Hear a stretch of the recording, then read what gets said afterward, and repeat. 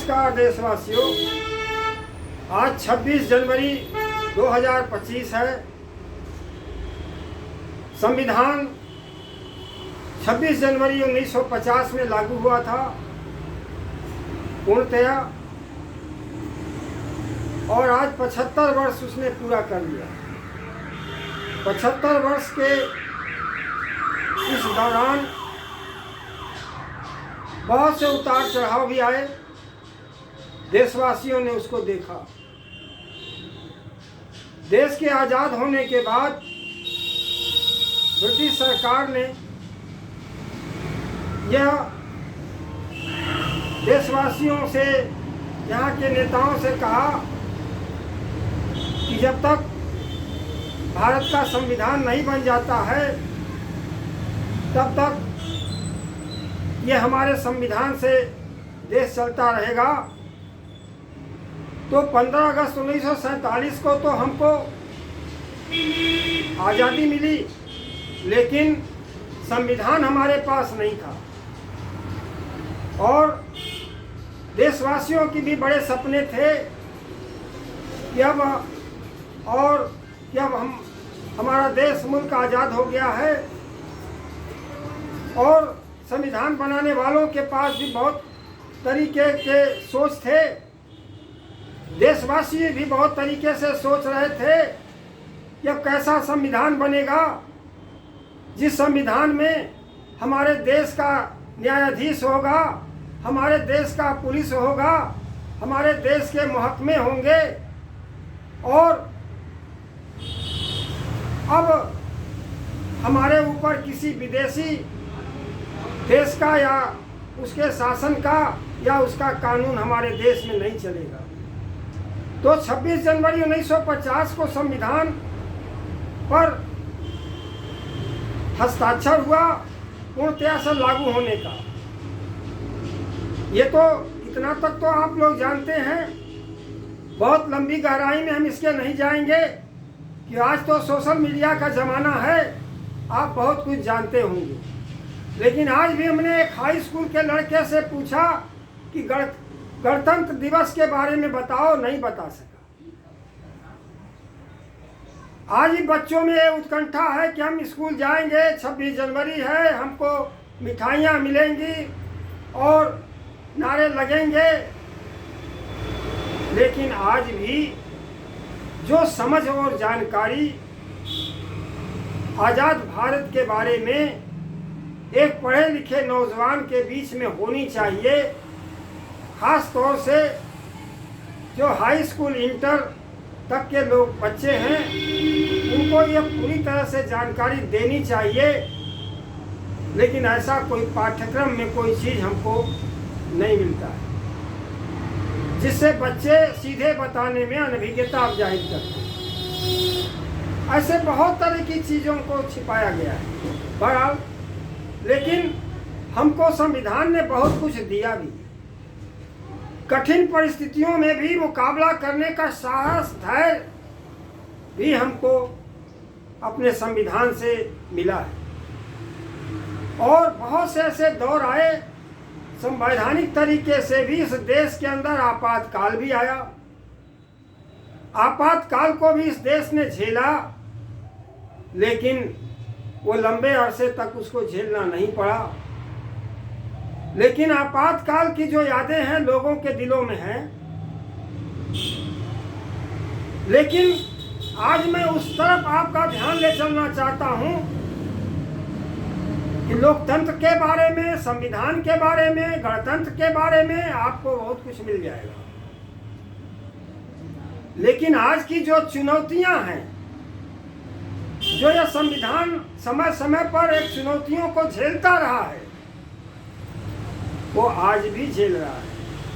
आज़ाद भारत में जो लोग संविधान का विरोध कर रहे थे, जो बाबा साहब का विरोध कर रहे थे, उन्होंने जवाहरलाल नेहरू और बाबा साहब अम्बेडकर का पुतला भी जलाया। संविधान बनने के बाद काफी विरोध हुआ, लेकिन ये छद्मवेशी लोग कांग्रेस में बहुत कुछ सुधारवादी लोग थे, लेकिन बहुत के ऊपर ज़्यादातर लोग हिंदू मैथोलॉजी के लोग थे। और वो छद्मवेश में कांग्रेस में रह करके लंबे अरसे तक संविधान को प्रभावित किया, संविधान को सही तरीके से लागू होने देने में बाधक थे।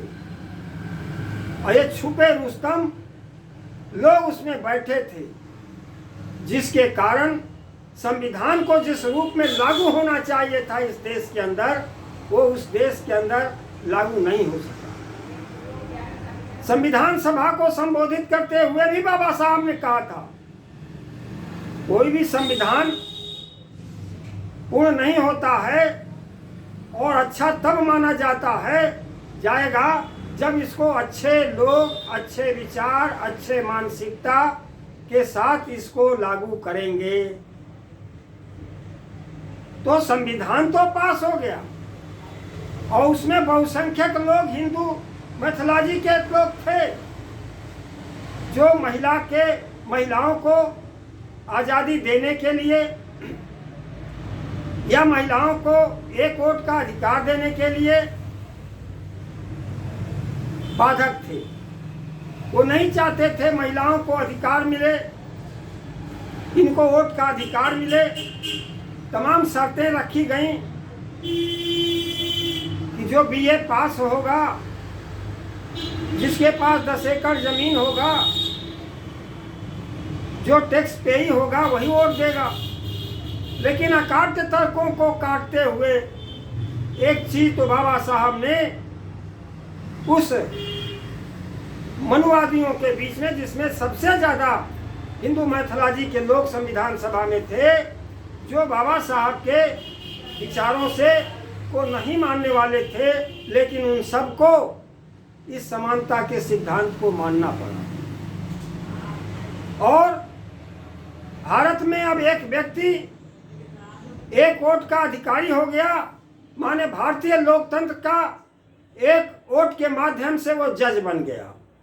जज तो बना दिया बाबा साहब, लेकिन भारत के अंदर जो लोकतंत्र है, भारत में जो आज की आबादी है 135-40 करोड़ के लगभग है, क्या देशवासियों को समानता के अधिकार का कुछ बोध हुआ? नहीं, बोध तो हुआ जरूर, लेकिन जितना होना चाहिए नहीं हुआ। अगर हो गया होता तो शायद चुनौतियां नहीं रहती। तो लेकिन चुनौतियां तो हैं, बनने के दिन से ही चुनौतियां हैं।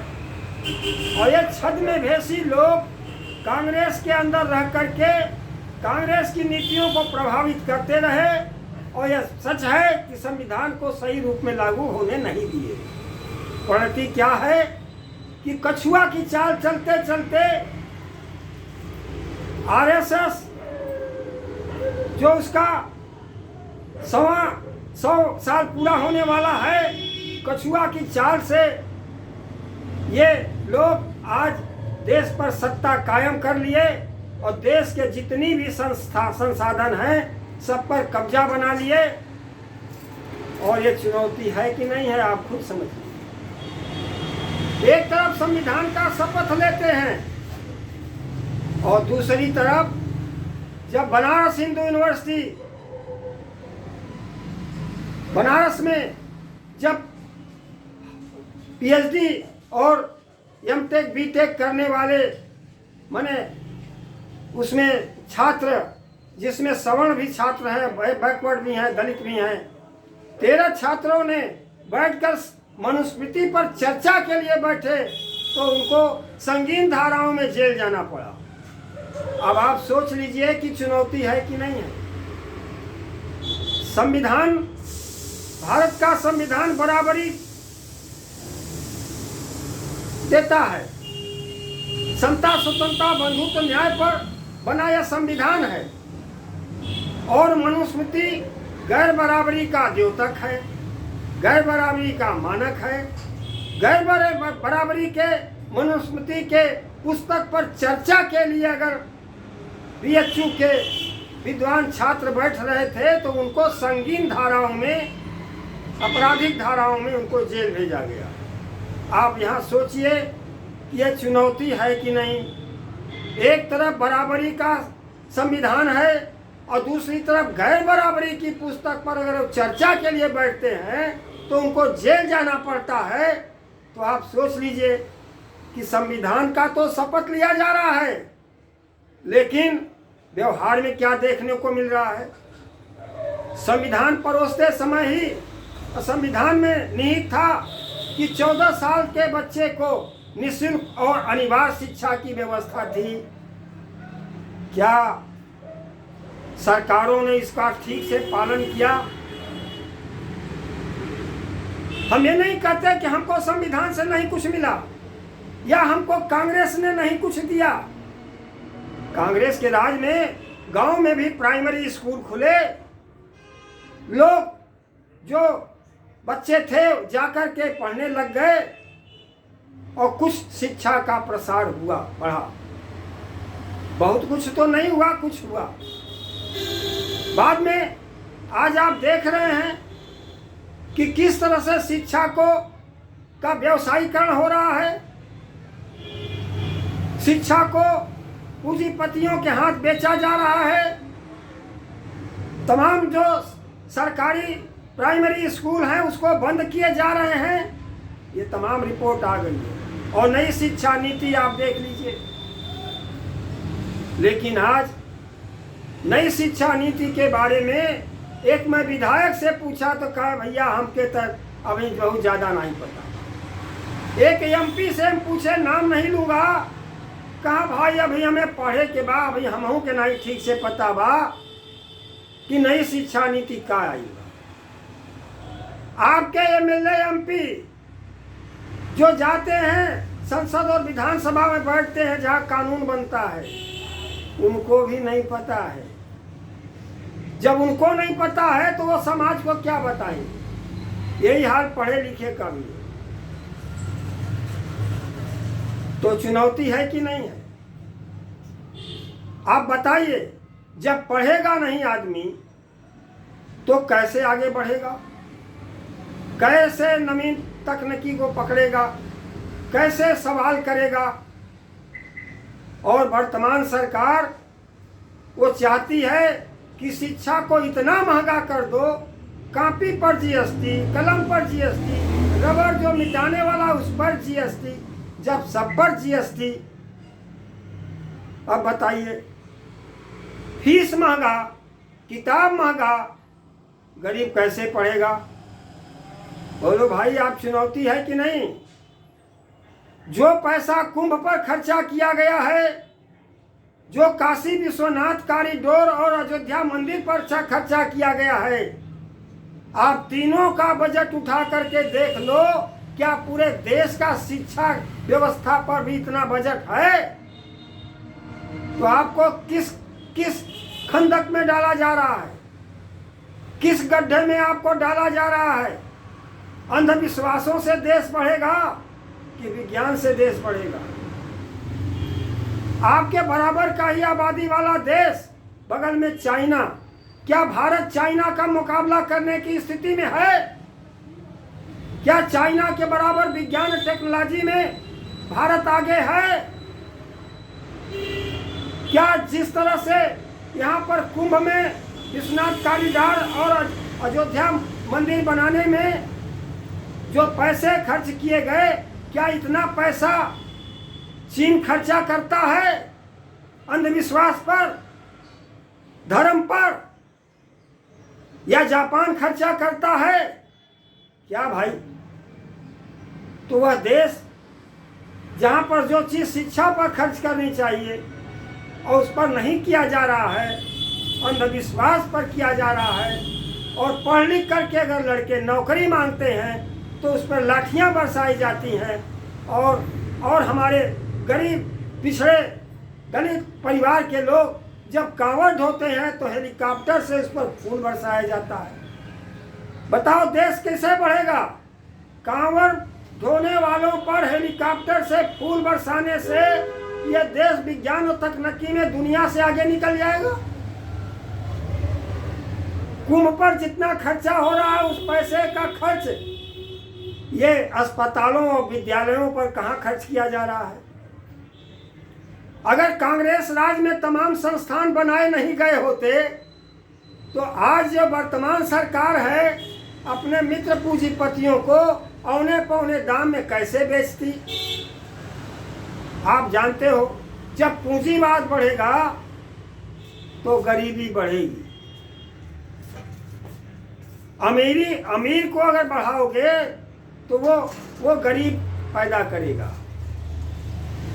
कोई अमीर अपने बराबर का अमीर नहीं पैदा करेगा बल्कि गरीब लोगों का शोषण करके वो अमीर बनेगा। क्या देशवासी इतना भी नहीं समझ पा रहे हैं? तो देशवासी समझे कि ये चुनौती है कि नहीं।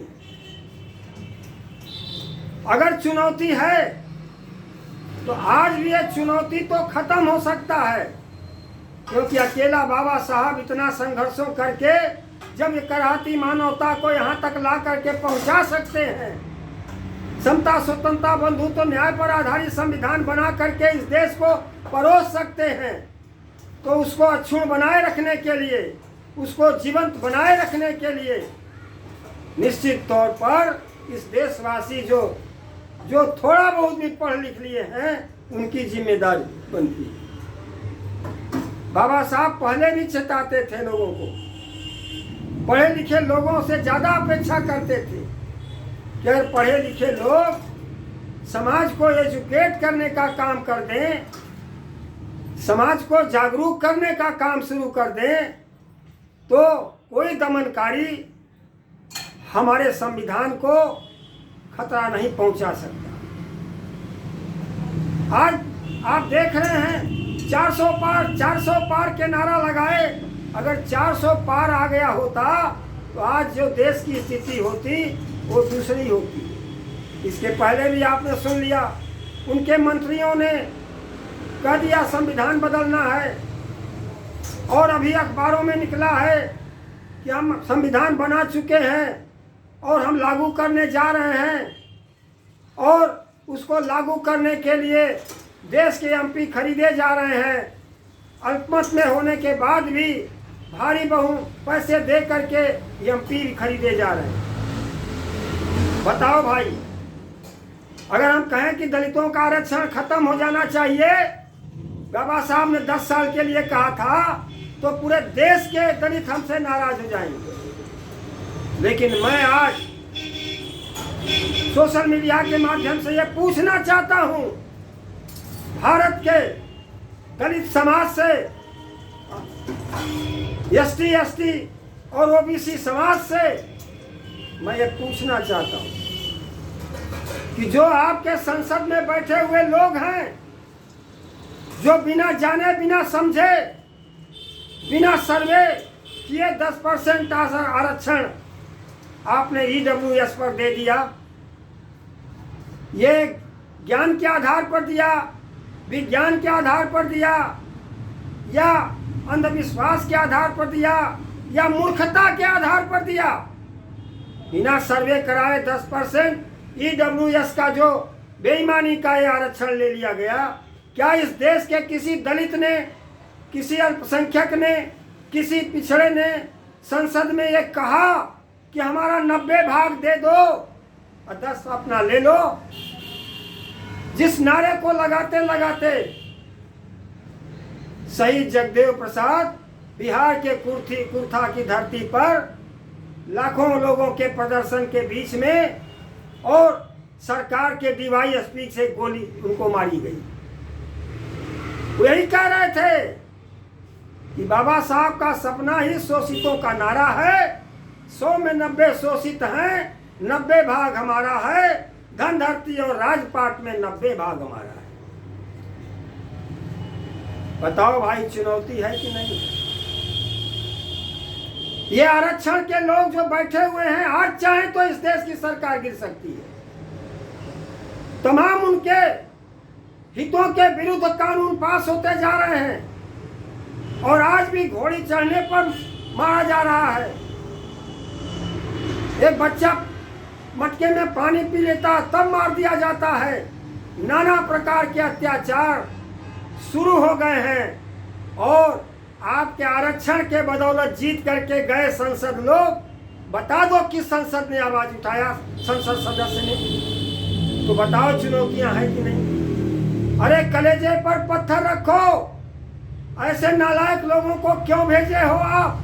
मैं देश की जनता से पूछता हूं, जो जा करके आपकी आवाज न बन सके और 5-5 लाख रुपया वो तनख्वाह लेते हैं और इतना उनको मिल जा रहा है कि उनकी 10 पुश्तें जिएंगी खाएंगी, बाकी देश की जनता का क्या हो रहा है? ये आपके प्रतिनिधि बन करके देश की संसद में बैठे हैं, लेकिन क्या दलित समाज ने इनके ऊपर कोई किसी तरह का लगाया? क्या इनके घरों पर धरना दिया कि देश में ये हालात हैं और तुम हमारे वोटों से चुन करके गए हो, सुरक्षित सीटों से गए हो, जो सीट बाबा साहब के काबिलियत के बदौलत मिला है, और संविधान खतरे में डाला जा रहा है और तुम संसद में बैठकर चुप क्यों नहीं इस्तीफा दे करके बाहर होते हो, या क्यों नहीं संसद में विरोध दर्ज करते हो? आखिर ये दबाव कौन बनाएगा भाई? फिर आएंगे ये चेहरा बदल करके आएंगे, और चेहरा बदल करके आएंगे और फिर ये जनता उनको माला फूल पहनाएगी। अरे पहचान लो इन तस्वीरों को, जो देश के संसद में बैठ करके सरकार चला रहे हैं और जनता के विरोध में सारी नीतियां पास हो रही हैं, संविधान के विरोध में सारा काम हो रहा है, और ये मौन धारण किए हुए हैं।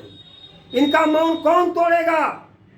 ये चुनौती किसके लिए है? मैं देश की जनता से, मैं अपने भारत के जो दलित पिछड़े अल्पसंख्यक भाई हैं उनसे बात कर रहे हैं। जनप्रतिनिधियों का आप उनकी कार्यशैली देख लो, आखिर इनको कौन चुनौती देगा? ये तो फिर रूप बदल करके आएंगे और फिर आप ही का माला पहन करके चले जाएंगे। चुनाव को इतना महंगा कर दिया गया कि अब कोई गरीब चुनाव नहीं लड़ सकता, और जनता की मानसिकता इतनी बदल गई है कि अगर कोई आदमी अपना पर्चा भी भर दे और वो पोस्टर न लगाए, पंफलेट न बांटे, बड़े बड़े होर्डिंग न लगाए, तो जनता कहती है कि अरे ये क्या चुनाव लड़ेगा, इसका तो टेम्पो हाई नहीं है, इसके पास तो कुछ है ही नहीं है। बताइए, तो आप पैसे वाले को जिताओगे जो 1 करोड़ 2 करोड़ 10 करोड़ खर्च करके संसद सदस्य बन रहा है, तो वहाँ पर वो 20 करोड़ 50 करोड़ पैदा करने के लिए जाएगा कि जनता की आवाज़ बनेगा। यही हालत है आज।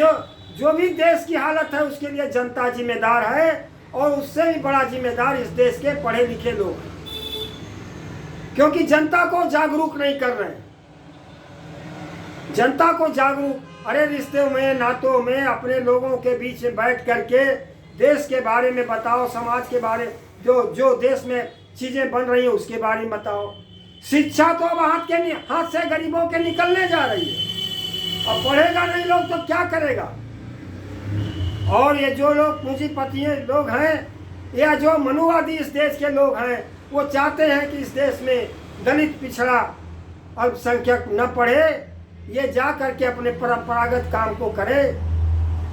अब आप सोचिए, ये इंजीनियर न बने, डॉक्टर न बने, साइंटिस्ट न बने, प्रोफेसर न बने। अब आप सोच लीजिए, तो ये चुनौती आपके सामने है कि नहीं है? अगर मानते हो कि देश के सामने चुनौतियां हैं, तो ये चुनौतियों का मुकाबला तो हम जनता को करना है। अब तो ये 20 पीढ़ी अपना बना ली है, जिनको आपने विधायक और एमपी बना दिया, वो अपने 20 पुश्तों बना लिए। अब वो आपके जमीन से बहुत उठ गए, वो अब नीचे नहीं बैठेंगे। लेकिन जनता इस लोकतंत्र की, जनता को बाबा साहब ने जज बनाया है। जनता के अंदर समझदारी अगर जाग गई, जनता के अंदर अगर चेतना जाग गई, और जनता के पढ़े लिखे लोग अगर समाज को एजुकेट करना शुरू कर दिए, समझाना बुझाना शुरू कर दिए, तो बदलाव आपके सामने खड़ा होगा। मैं अपने लिए नहीं कह रहा हूँ, आप अपने आने वाले जनरेशन के लिए सोचिए, आपने आने वाली पीढ़ी के लिए सोचिए, जिसके लिए बाबा साहब सोच करके इस देश से चले गए। तो आज गणतंत्र दिवस पर जो संविधान के सामने बड़ी चुनौतियां हैं कि संविधान को शपथ खा करके और देश में मनुस्मृति का राज कायम करने के लिए ये लोग एकदम बेताब हैं, मतवाला हैं और पूरे कानून को शपथ तो खाते हैं और व्यवहार में सब मनुस्मृति लागू हो रही है। और इस चुनौती को अगर देशवासी नहीं स्वीकार करेंगे तो बहुत बुरा दिन आने वाला है, ये आप जान लो। इन्हीं बातों के साथ वाणी को विराम देता हूँ और मैं अंत में मैं कहूँगा जय भीम, जय जगदेव, जय भारत, नमो बुद्धाय।